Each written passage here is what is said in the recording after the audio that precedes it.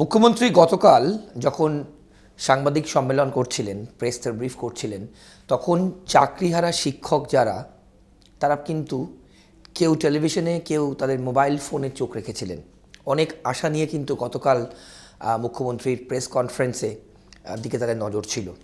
কিন্তু ultimately press conference থেকে মুখ্যমন্ত্রী যা যা বললেন সে নিয়েও কিন্তু যারা চাকরিহারা তারা বলছেন মুখ্যমন্ত্রী যা বলেছেন তাতে তাদের মৃত্যু পরোয়ানা জারি হয়েছে। তাহলে ভাবুন, বিকাশ ভবনের সামনে তারা দিনের পর দিন 20 দিন পার হয়ে গেছে, কিন্তু সব ছেড়ে তারা কিন্তু ওখানে বসে আছেন। 31শে ডিসেম্বরের পর তাদের কি হবে? অন্যদিকে মুখ্যমন্ত্রী বলছেন পরীক্ষায় বসতেই হবে, পরীক্ষায় বসবো না এরম কথা কিন্তু বলা যাবে না। এবং এই মুখ্যমন্ত্রী বলছেন যে সুপ্রিম কোর্টের অর্ডার তো আমাকে মানতেই হবে। নোটিফিকেশন জারি হবে হয়তো আগামীকাল, যেহেতু 31শে মের মধ্যে নোটিফিকেশন জারি করার লাস্ট ডেট যা কোর্ট বলেছে।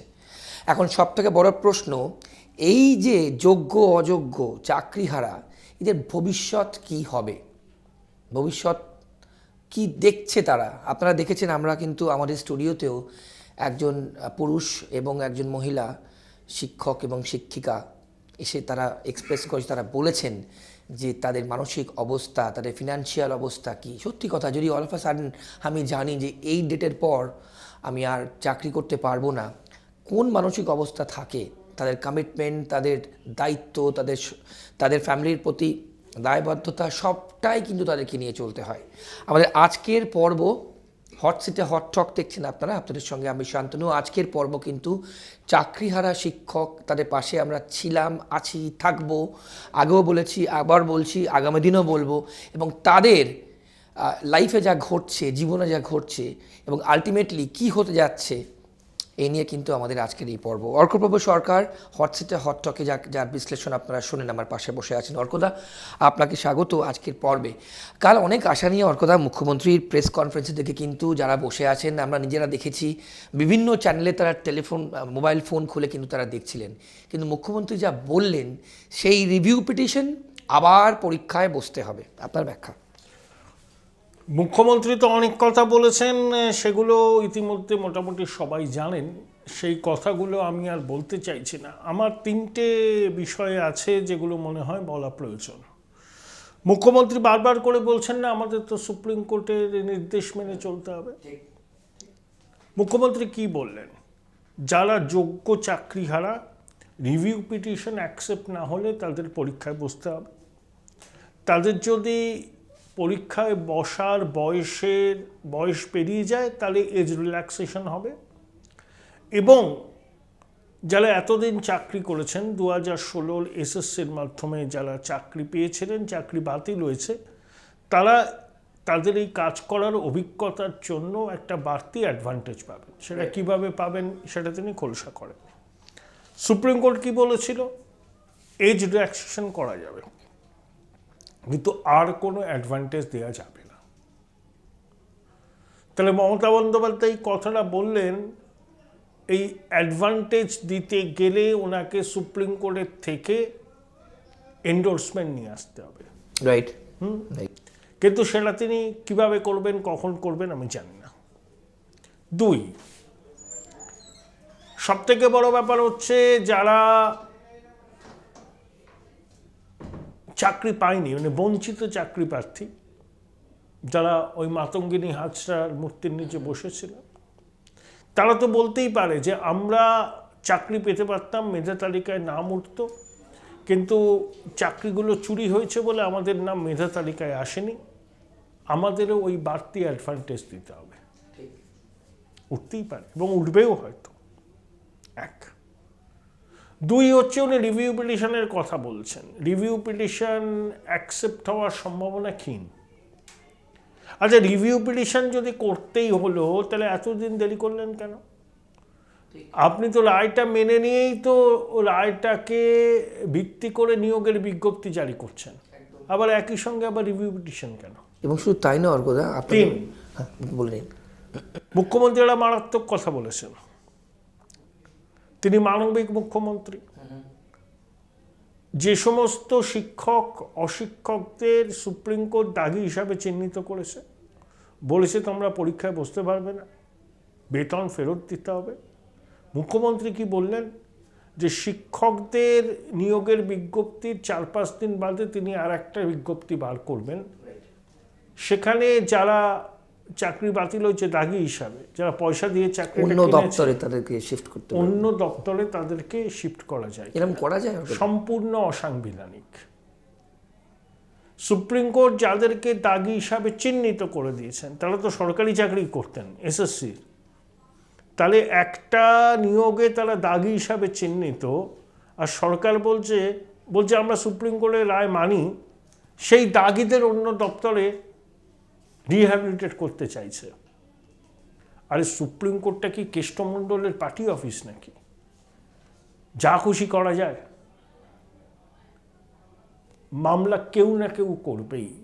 আমার একটা ধারণা আছে সরকার জানে এগুলো নিয়ে আদালতে চ্যালেঞ্জ হবে, তা সত্ত্বেও সরকার কেন করেছে? সরকার চাইছে আদালতে চ্যালেঞ্জ হোক, আবার জিনিসটা ড্র্যাগ হোক, স্টে অর্ডার হোক, আবার জিনিসটা পিছিয়ে যাক। কারণ এত নিয়োগ করলে বেতন দিতে হবে, তো রাজকোষে তো পয়সা নেই, তার উপর ডিএর চাপ, ডিএর চাপ, জনমুখী প্রকল্প চালানোর চাপ, পয়সা আসবে কোত্থেকে? খুব বড় কথা বল। যখনই আদালতে কেউ যাবে, আদালত যদি সেই মামলাকারী বিষয়টার গুরুত্ব বোঝে, আদালত যদি মনে করে যে গ্রস ভায়োলেশন হচ্ছে, স্টে দেবে, শুনানি হবে, সময় কাটবে। মুখ্যমন্ত্রী বলবেন দেখো আমি চাকরি দিতে গিয়েছিলাম, এই চাকরি খেকোরা আবার আদালতে গিয়েছে। একদমই না। একটা কথা ওর কথা আমি আপনাকে জিজ্ঞেস করি, মুখ্যমন্ত্রী বারবার বলছেন, সেই এয়ারপোর্টে দাঁড়িয়ে বলছেন, নর্মাল প্রেস কনফারেন্সে বলছেন, ইনডোর স্টেডিয়ামে দাঁড়িয়ে বলছেন যে আমরা কিন্তু চাকরি এ নিয়ে মামলা করিনি, আমরা বিচার শুনিনি। কিন্তু উনি একবারও বলছেন না যে এই চুরি আমার সরকারের লোকই করেছে। বলবেন কি করে? উনি তো এই ন্যারেটিভটা তৈরি করতে চাইছেন, কেউ খাচ্ছে না এই ন্যারেটিভ।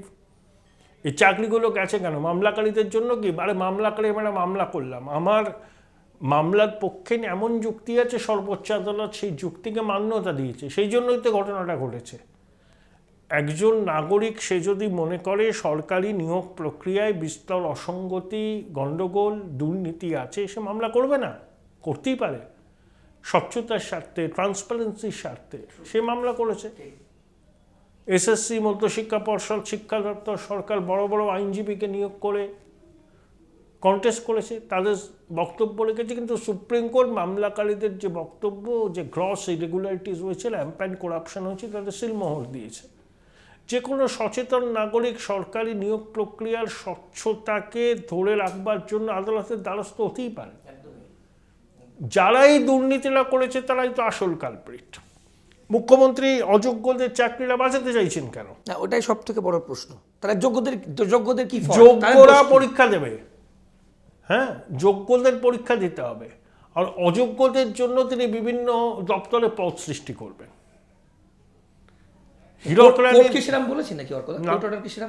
এটা কখনো হতে পারে?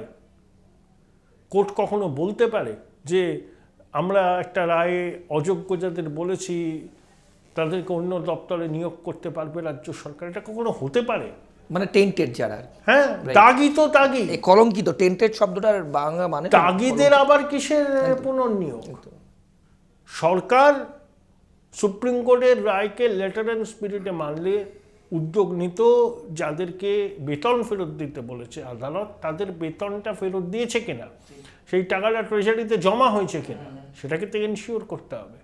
আচ্ছা, সরকার খুব বলছে আমরা মানবিক, সরকার এইটা বলতে পারতো আদালতে, রিভিউ পিটিশনেও এটা নেই। যাদেরকে আপনারা দাগি বলে চিহ্নিত করেছেন তাদের চাকরি ফেরতের ব্যাপারে বলছি না, কিন্তু অনেক দিন তারা চাকরি করেছেন, তাদের কিন্তু সেখানে তো তারা শ্রম দিয়েছিলেন, হয়তো টাকা দিয়ে নিয়োগ পেয়েছেন, তা শ্রমের তো একটা মূল্য আছে।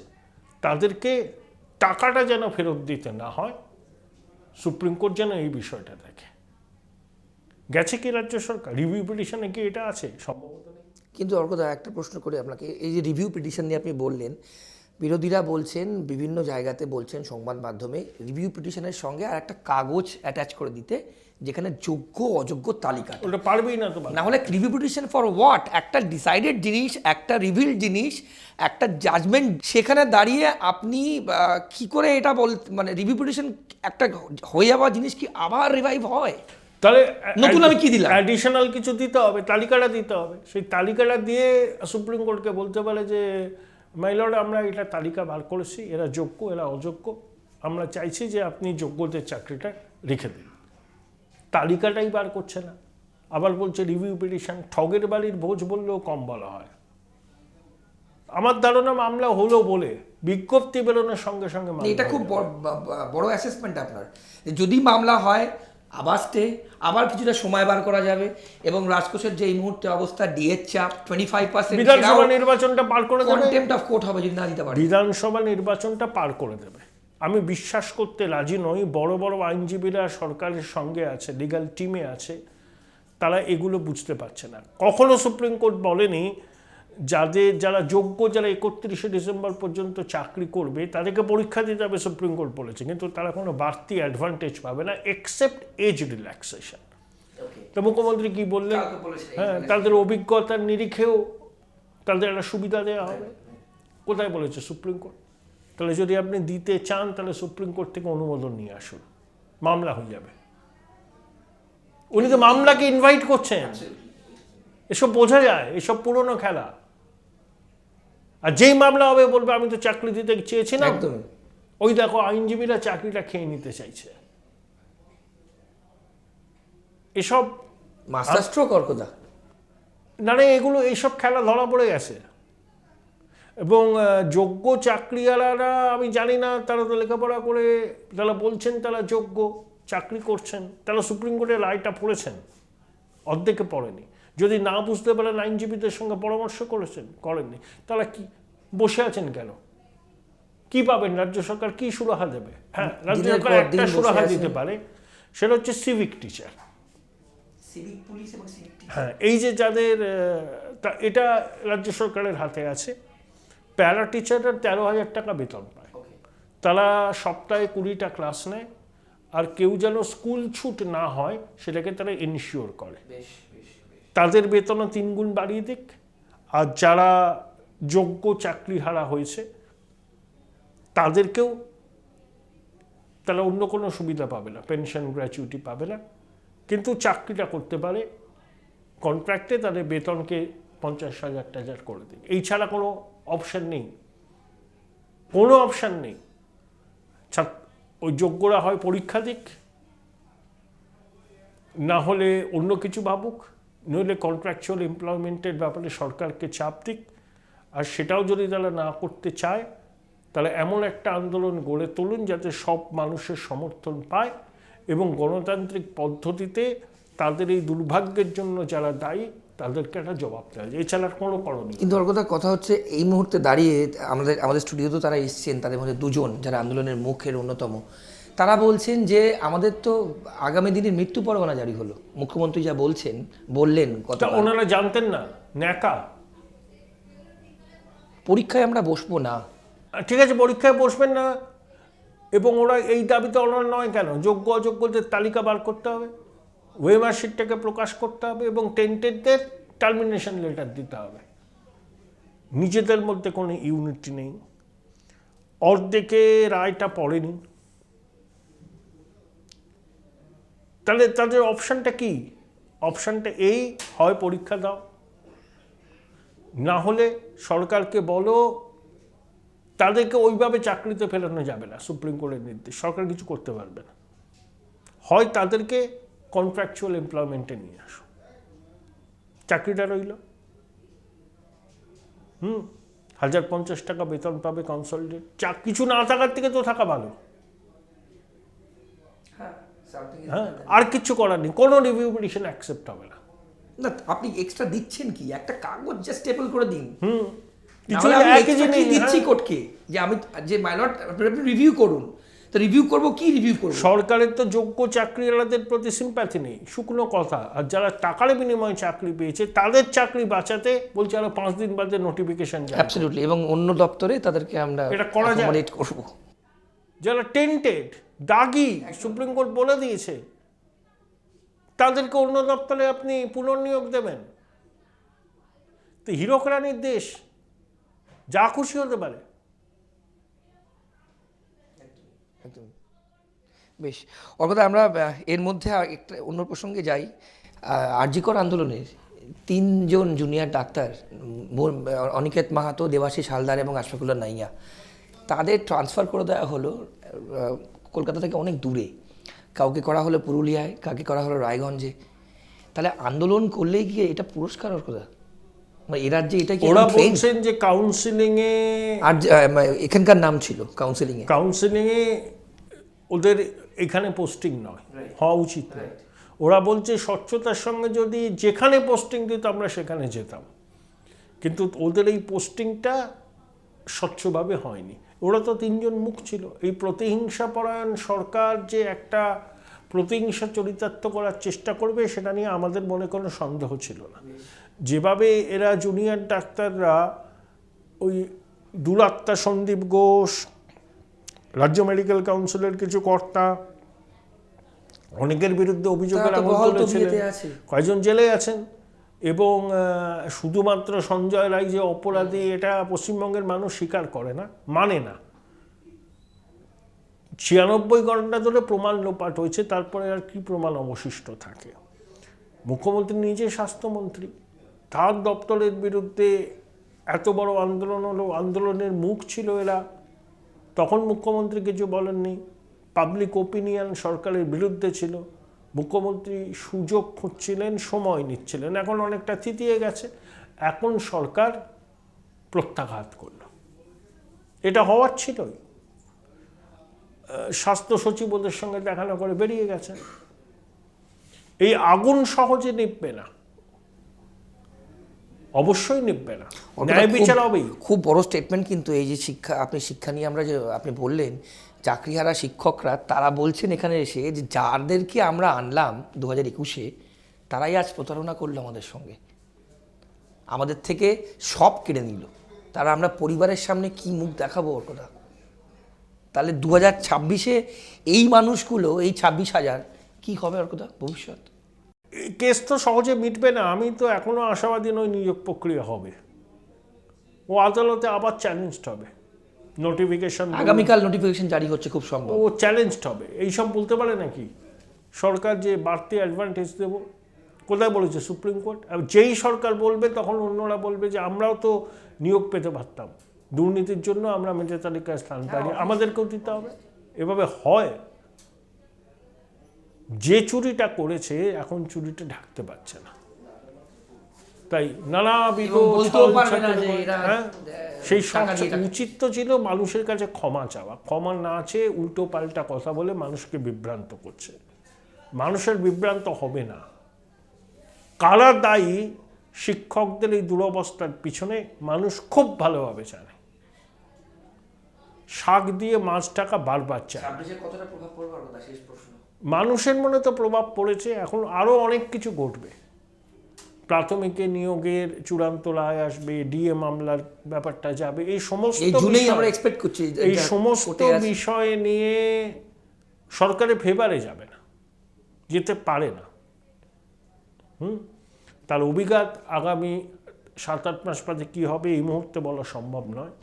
কিন্তু এসএসসির নিয়োগ বাতিল নিয়ে সরকার চরম কোণঠাস অবস্থায়, বেরোবার চেষ্টা করছে, যত বেরোবার চেষ্টা করছে তত জড়িয়ে পড়ছে। কারণ সদিচ্ছা থাকলে পরে তো বেরোনো যেত। যোগ্য চাকরি এই শিক্ষকদের বলেই দিতে পারতো যে কিছু হবে না, তোমরা প্রিপারেশন নাও। ক্ষমা পর্যন্ত না, ওনা সেই নেতাজি ইন্ডোর স্টেডিয়ামে plan A, plan B, plan C, ওই ওটা এজ রিল্যাক্সেশন করবো, বাড়তি অ্যাডভান্টেজ দেবো, আর অযোগ্যদের অন্য দপ্তরে নিয়োগ করবো। এটা হলো প্ল্যান এ। এটাই ওনার সব প্ল্যান। উনি দুর্নীতির প্রাতিষ্ঠানিকীকরণ করেছেন, এগুলো তার প্রমাণ। সাংবিধানিক পদে আসীন কোনো গুরুত্বপূর্ণ ব্যক্তি বলতে পারেন না যে দাগিদের অন্য দপ্তরে এই তো এক অবাক করা কালকে যা শোনা দাগি মানে দাগি, অ্যাবসলিউটলি তাদেরকে পুনর্নিয়োগ করা হবে, একদম। তার নোটিফিকেশন আবার পরে জারি করা হবে, এরপরে তার কিছু বলার নেই। বেশ, আমাদের নজর থাকবে ওর কথায়। কিন্তু কথা হলো যে এই মানুষগুলোর যারা বসে আছেন দিনের পর দিন বিকাশ ভবনের সামনে, তাদের ভবিষ্যৎ যখনই আমরা ভাবি তখনই কিন্তু শিউরে উঠতে হয়। হ্যাঁ, কিছু করার নেই, দুর্ভাগ্য আমাদের। ওর কথা অনেক ধন্যবাদ আপনার সময়ের জন্য। আপনারা শুনলেন খুব ইম্পর্ট্যান্ট এপিসোড, কিন্তু আমরা মুখ্যমন্ত্রী যা বলেছেন গতকাল সেই ভিত্তি করেই অর্কপ্রভু সরকার বিশ্লেষণ করলেন। এবং সারাংশ খুব ইম্পর্ট্যান্ট জিনিস হলো, তাহলে কি মুখ্যমন্ত্রী জানতেন যেভাবে যা উনি বলেছেন আবার যদি ফ্রেশ করে মামলা হয়, তাহলে যদি স্টে অর্ডার চলে আসে অবভিয়াসলি তা আরও সময় নষ্ট হবে এবং আবার ডেটের পর ডেট পড়বে, অনেক সময় পাওয়া যাবে। তাহলে এটা কি জেনে বুঝেই করা হলো, কি জেনে বুঝেই স্টেটমেন্ট দিলেন, ভেবেচিন্তে স্টেটমেন্ট দিলেন? এটা কিন্তু সব থেকে বড় প্রশ্ন, যা আমরা হট সিটে হট টকের আজকের পর্ব থেকে আপনাদের সামনে তুলে ধরলাম। আপনাদের মনেও এই প্রশ্ন যদি জাগতে পারে, আপনারা শেয়ার করবেন আমাদের সোশ্যাল মিডিয়া যখন পোস্টেড হবে, আপনারা ইউটিউব এবং ফেসবুকে, আর অবশ্যই টেলিভিশনে তো আপনারা দেখবেন। কিন্তু চাকরিহারা শিক্ষক যারা বিকাশ ভবনের সামনে দিনের পর দিন 20 দিন হয়ে গেল এখনও বসে রয়েছেন, তাদের ভবিষ্যৎ কিন্তু তারা কি করবেন এ নিয়ে আমরা প্রত্যেকে কিন্তু সন্দিহান, আপনাদের মতো আমরাও। কিন্তু আমাদের কাজ সঠিক তথ্য কি হচ্ছে আপনাদের সামনে তুলে ধরা। আজকের পর্ব এ পর্যন্তই। আমাদের এই বিষয়ে নজর থাকবে, আমরা যখনই কোনো আপডেট পাবো আপনাদের সামনে শেয়ার করবো। আর অন্যান্য সব খবরের জন্য আপনাদের চোখ থাকুক ট্রাইব টিভি বাংলার পর্দায়। নমস্কার, ভালো থাকবেন।